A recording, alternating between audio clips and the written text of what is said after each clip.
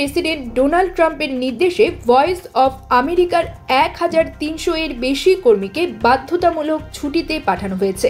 একই সঙ্গে তহবিল বাতিল করা হয়েছে রেডিও ফ্রি ইউরোপ বা রেডিও লিবার্টি ও রেডিও ফ্রি এশিয়ার।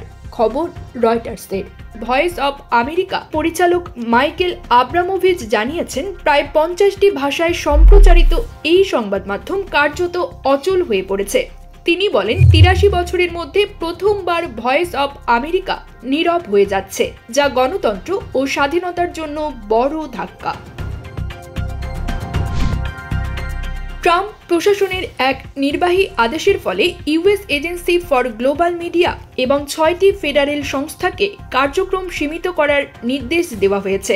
ট্রাম্পপন্থী হিসেবে পরিচিত ক্যারি লেককে ভয়েস অফ আমেরিকার নতুন পরিচালক মনোনীত করা হয়েছে, যিনি প্রতিষ্ঠানটিকে পচে যাওয়া দৈত্য হিসেবে উল্লেখ করেছেন। সামাজিক যোগাযোগ মাধ্যম লিঙ্কডইনে এক পোস্টে আব্রামোভিচ লেখেন, 83 বছরের মধ্যে প্রথমবার বহু ভাষাভাষীর ভয়েস অফ আমেরিকা নীরব হয়ে যাচ্ছে। এজন্য আমি গভীরভাবে ব্যথিত।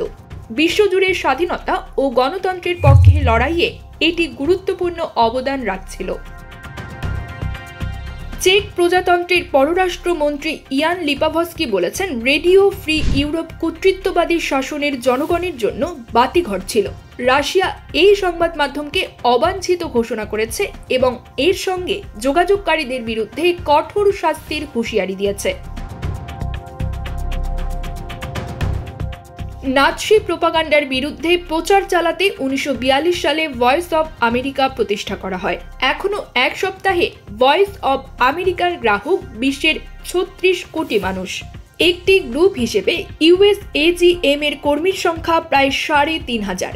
কংগ্রেসের সর্বশেষ প্রতিবেদন অনুযায়ী 2024 সালে তাদের বাজেট বরাদ্দ ছিল 88 কোটি 60 লাখ মার্কিন dollar. News desk, TGD world.